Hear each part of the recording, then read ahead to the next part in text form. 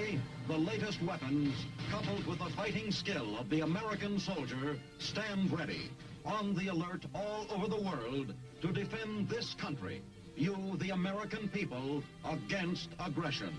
This is The Big Picture, an official television report to the nation from the United States Army. Now, to show you part of the big picture, here is Sergeant Stuart Queen.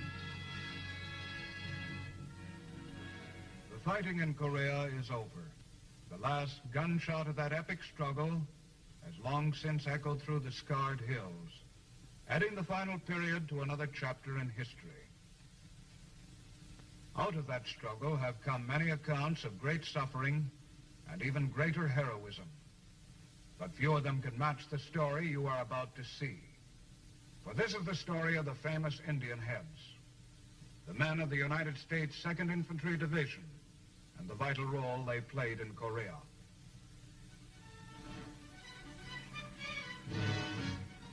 The date, June 28, 1950. The place, Fort Lewis, Washington. You're passing in review with the 2nd United States Infantry Division, second to none. Behind you lay months of intensive training, and now the whole outfit is razor sharp. But there's something in the air today, and everyone feels it. 3 days earlier, North Korean communists crossed the 38th parallel in an all-out invasion of South Korea.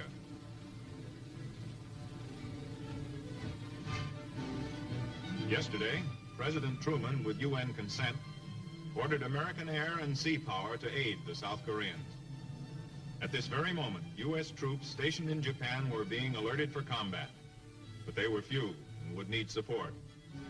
They would need you.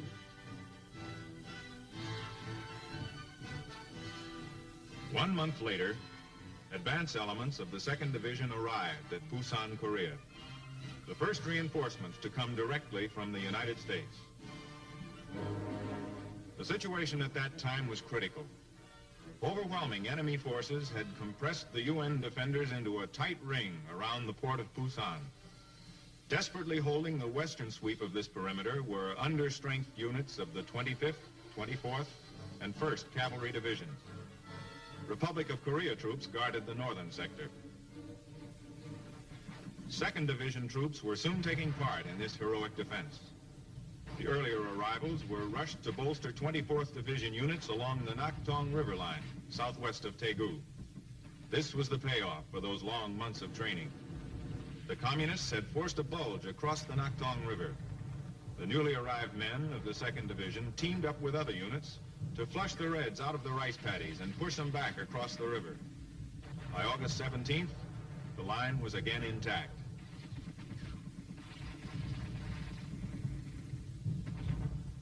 August 24th. With all its regiments now in Korea, the 2nd Division took over the 24th sector along the Naktong River. 7 battalions had to defend a line 40 miles long. All signs indicated a massive enemy buildup. The Reds were preparing for an all-out attempt to crush the Busan perimeter. With Republic of Korea troops attached, the men of the division steeled themselves for their first real test of fire in the Korean War.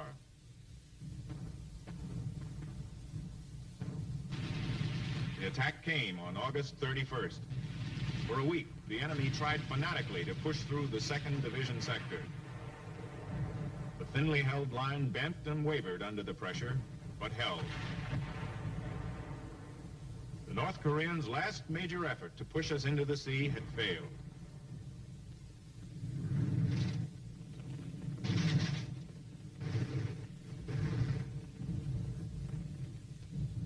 Then the rains came, turning foxholes into waterholes, roads into quagmires. But morale was high, for the enemy had been stopped, and the UN breakout was pending. Then, on September 15, 1950, the tide of battle turned. Following in the wake of a terrific naval bombardment, troops of the U.S. 10th Corps stormed ashore at Incheon, deep in Red territory. The amphibious assault threatened to split the enemy forces in two. This was the signal for the breakout from the Busan perimeter.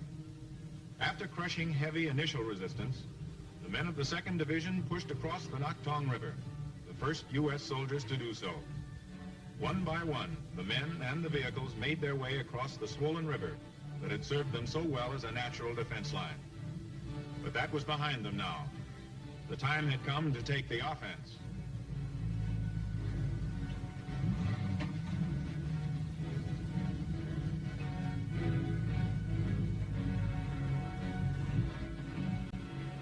Now, from the Pusan perimeter, the entire 8th Army moved out in a coordinated overland drive.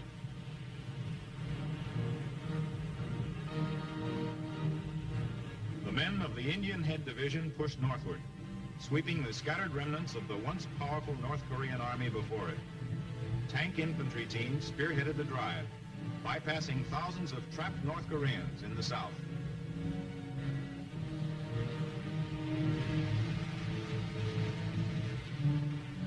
Gaining momentum with each yard, units of the 2nd Division steamrolled as much as 73 miles in less than 10 hours. The retreat of the North Korean army had degenerated into a rout. By the end of September, organized resistance in South Korea had ceased. But numerous enemy pockets had been bypassed and were still waging guerrilla-type action behind our lines.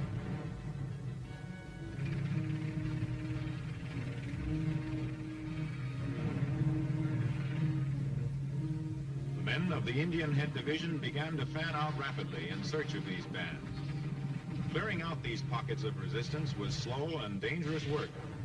The enemy was trapped and desperate, but showed little inclination to surrender.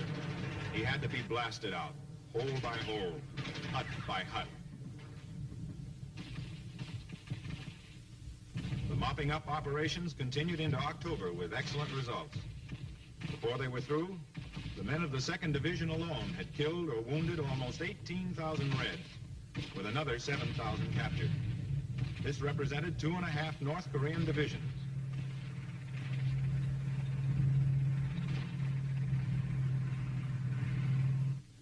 The Republic of South Korea once again stood free as the Red invaders were pushed back across the 38th parallel. This group of South Koreans left no doubt as to whose side they were on.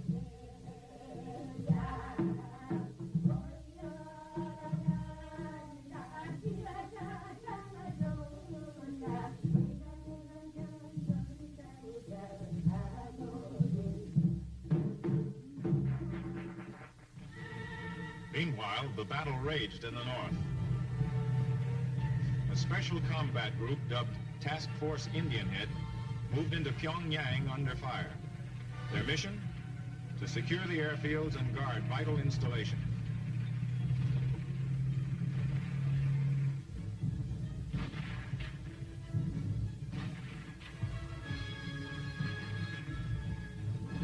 With Pyongyang in UN hands, plans were being formulated for a final war-ending offensive to the Yalu River.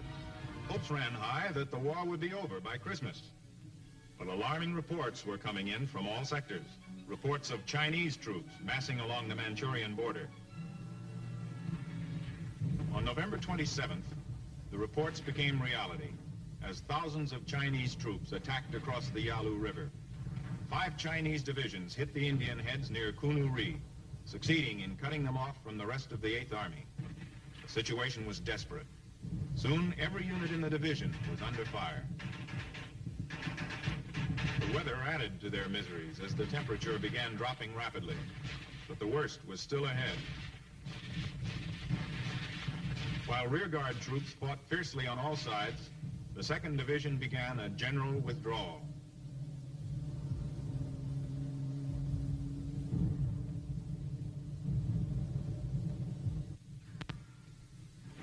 The Chinese, however, had established a long gun-studded roadblock between the division and friendly lines.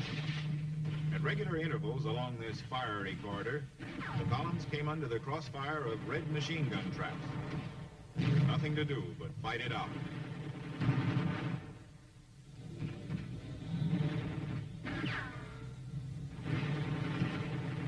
Throwing every man and weapon into the battle, the Indianhead Division finally broke through. Together with the rest of 8th Army, the division commenced pulling all its units back for reorganization. It was winter now, with the thermometer down to -20.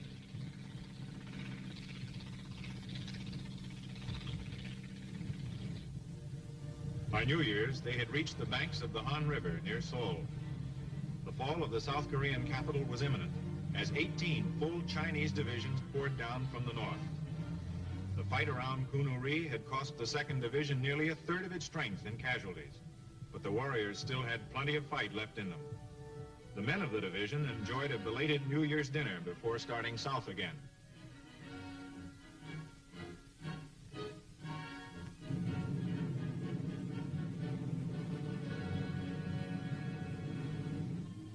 Road movement was hampered by thousands of refugees fleeing before the advancing Chinese.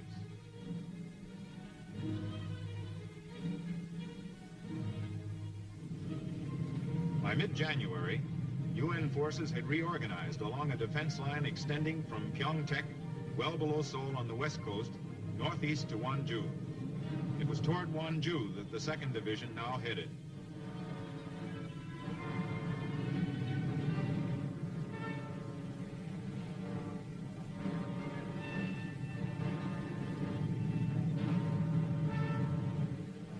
Once in the new sector, the engineers immediately set to work, leveling a division airstrip.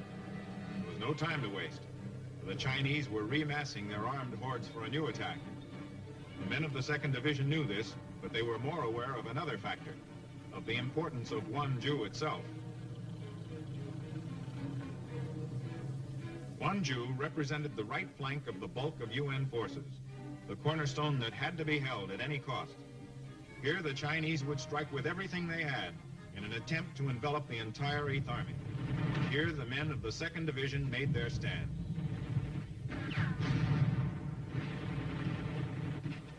In January, and again in February, the Indianheads hurled back wave after wave of frenzied attacks from Wonju to Chipyeong-ni. The enemy, trying to smash through the 2nd Division, ran head-on into a solid wall of fire.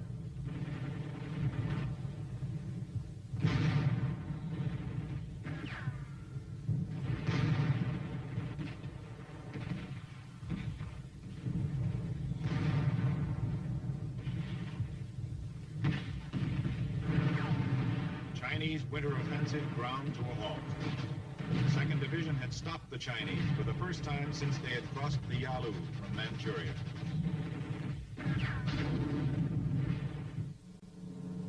Following the decisive victory at Wonju, the 2nd Division, in conjunction with other units of the 8th Army, made ready to launch a slow, methodical counteroffensive against the Reds. All across the peninsula, the UN forces ground northward in the face of stubborn enemy resistance. They called it Operation Killer, for the main objective was not real estate, but communist casualties.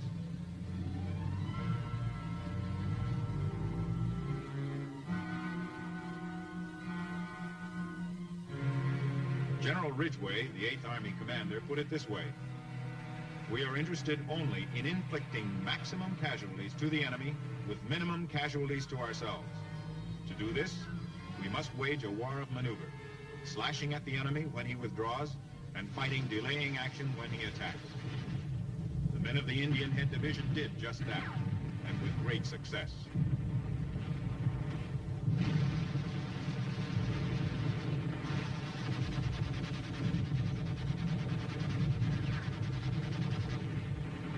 While the 2nd Division made its way up the Korean peninsula, the Chinese main forces were beginning to gather their strength for a new offensive, behind a thin screen of resistance. Those Reds left behind to stop the UN troops had only one way out, and knew it.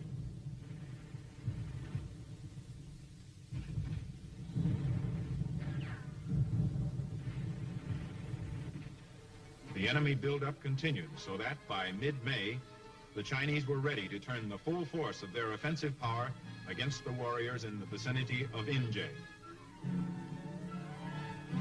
Destroy the 2nd Division. That was the enemy's stated purpose. The division prepared to meet this challenge.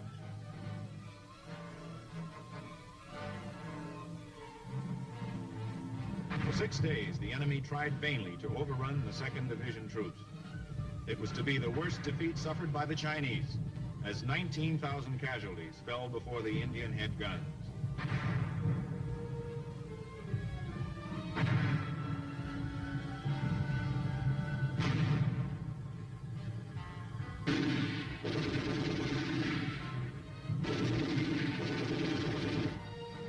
By the end of May, the Reds had been pushed back well north of the line from which they had launched their attack. For its heroic stand during the May action, the 2nd Division was awarded the Presidential Unit Citation, highest decoration the United States can bestow upon a unit. In part, the citation read that the division demonstrated superb battlefield courage, knowledge, and discipline, and displayed such gallantry, determination, and esprit de corps as to set it apart and above other units participating in similar operations. The men of the division had succeeded in shattering the Chinese offensive power for months to come in the action always to be remembered as the May Massacre.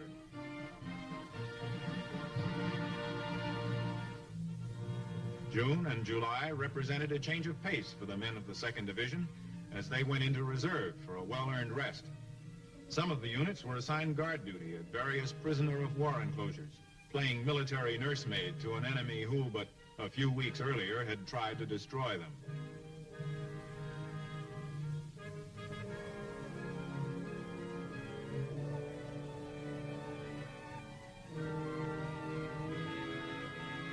Even in reserve, the bulk of the division underwent a program of intensive training designed to maintain their sharp combat edge.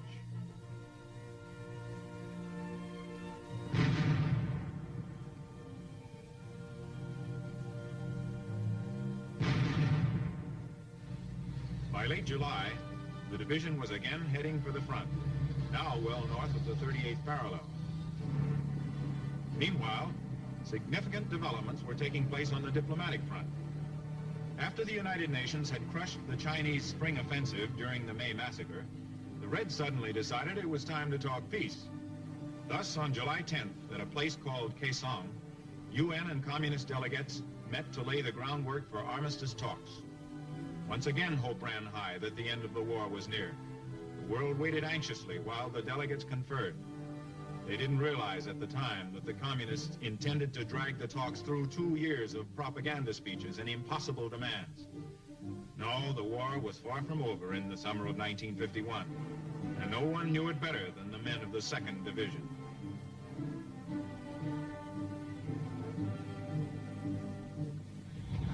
While the talks bogged down, the men of the Indianhead Division advanced. The object now was commanding terrain, from which enemy movements could be observed. With Fool's Mountain began the first in a series of battles for control of the ridges.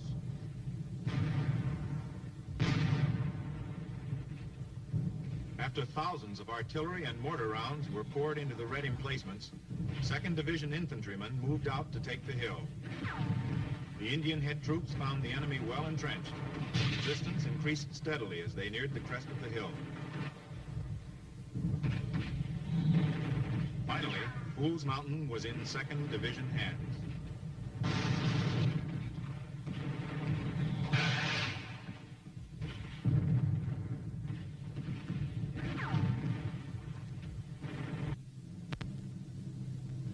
Flying boxcars immediately rushed food and supplies to the hilltop defenders, who were then able to ward off the counterattacking Reds. With Fool's Mountain secured, division engineers moved in to clear the area of mines. The dispossessed Reds had left a great many of these calling cards behind. Then the engineers fell to the task of repairing the roads, paving the way for the infantrymen to assault their next objective, Bloody Ridge.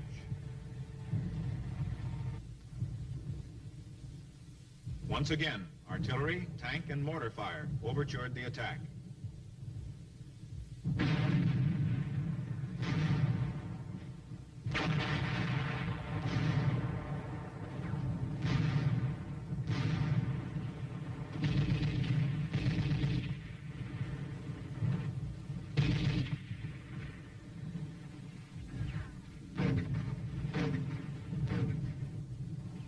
For 3 weeks, the enemy clung stubbornly to Bloody Ridge, as tons of artillery and small arms fire blanketed his position.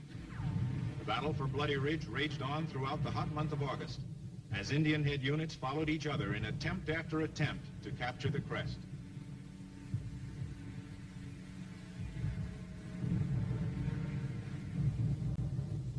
Then, on September 5th, they succeeded, and Bloody Ridge fell to the troops of the 2nd Division. But the smoke had hardly cleared over this hard-fought terrain when a bigger and bloodier battle began shaping up on the horizon. This piece of high ground now threatened the UN command in the 2nd Division sector. General Omar Bradley, visiting chairman of the Joint Chiefs of Staff, received a briefing of the situation from Generals Ridgway and Van Fleet. The enemy, organizing 3 battalions from his survivors of Bloody Ridge, was making a last-ditch stand at this jagged range, soon to be known to the world as Heartbreak Ridge.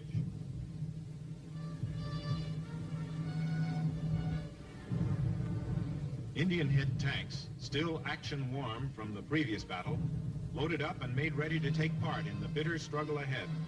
Facing 4 communist divisions in the vicinity, the warriors set out to begin Operation Touchdown, as every regiment in the division was ordered to lay siege on Heartbreak Ridge.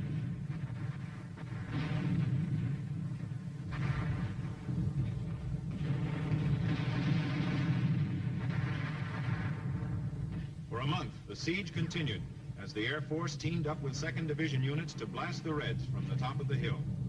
Finally, on October 13th, after 30 consecutive days of constant bombardment, the Reds completely withdrew from the crest of Heartbreak Ridge.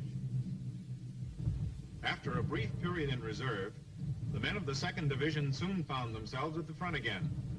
This was the sector known as the Iron Triangle, so called because it was formerly used by the Reds as a supply and assembly area during previous attacks against UN positions. Action now settled down to aggressive patrolling, designed to keep close tabs on all enemy movements. But the enemy didn't seem inclined to do much moving, except when pushed. In April 1952, the division was again pulled off the line and assigned various rear area duties.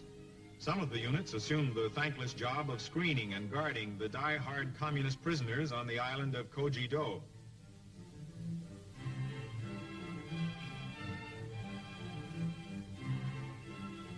Others pitched in willingly to establish the 2nd Infantry Division Friendship Home near Kapyong to care for children orphaned by the war.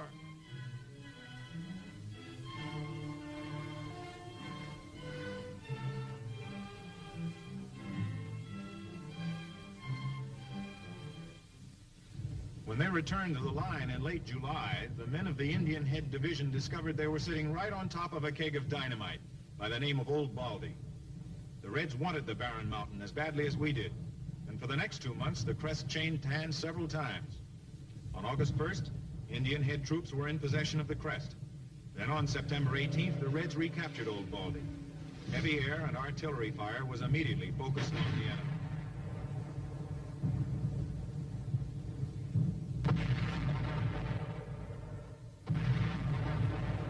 September 20th. 2nd Division infantrymen retake the crest of Old Baldy and successfully beat off enemy counterattacks.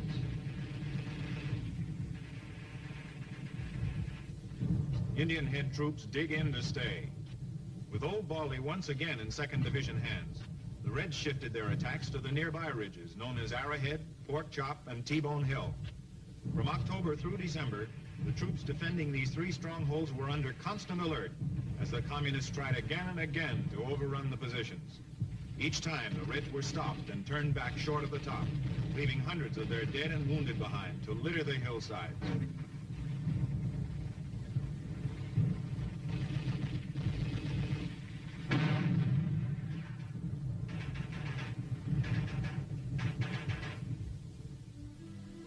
In December of 1952, the men of the 2nd Division played host to 2 distinguished visitors. The first was President-elect Dwight D. Eisenhower.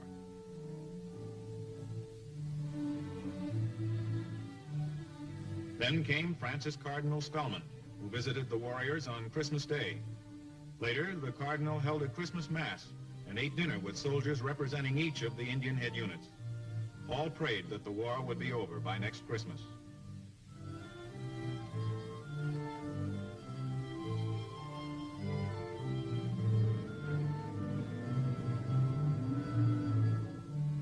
Seven months later, the war in Korea ended with the signing of the armistice at Panmunjom.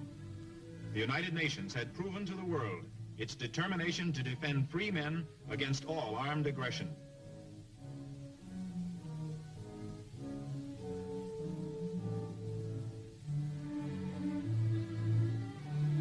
proof which would make the communists think twice before starting another fight. The date, December 25th, 1953. The place, an elementary school 20 miles east of Seoul. You're with the 2nd Infantry Division, playing Santa Claus to a few hundred Korean kids. This party marks your 4th Christmas in Korea.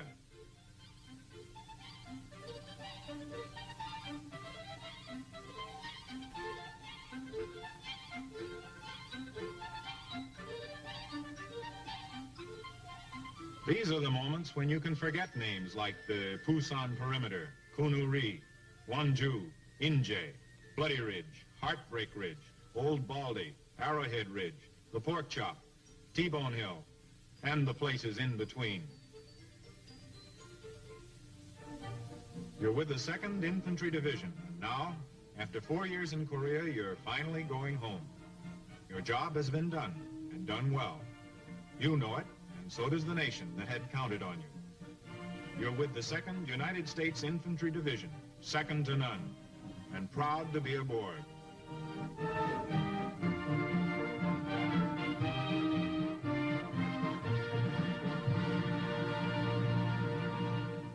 And that is the story of the United States 2nd Infantry Division in Korea. Truly, the men of the Indianhead Division have lived up to their motto, second to none. Now, this is Sergeant Stuart Queen inviting you to be with us next week for another look at the United States Army in action on The Big Picture. The Big Picture is a weekly television report to the nation on the activities of the Army at home and overseas. Produced by the Signal Corps Pictorial Center. Presented by the United States Army in cooperation with this station. You, too, can be an important part of the big picture. You can proudly serve with the best equipped, the best trained, the best fighting team in the world today, the United States Army.